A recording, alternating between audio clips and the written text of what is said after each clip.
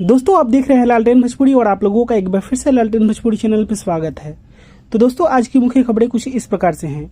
खेसारी लाल यादव ने अपने नए देवी गीत ओढ़नी से रही बाहर दई जान पर बनाया मेघाश्री के साथ रील वीडियो हुआ वायरल।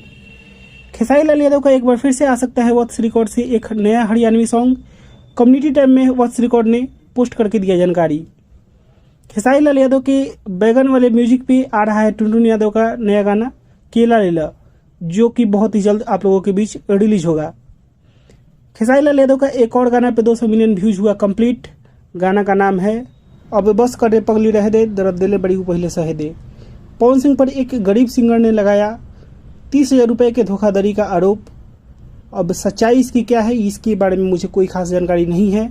आने वाले समय में आप लोगों को पता चलेगा। तो दोस्तों बस यही कुछ आज की मुख्य खबरें थी।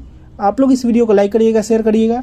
मैं इस वीडियो को यहीं पे खत्म करता हूँ। मैं मिलूंगा आप लोगों से एक नए वीडियो में, तब तक के लिए जय हिंद, जय भोजपुरी।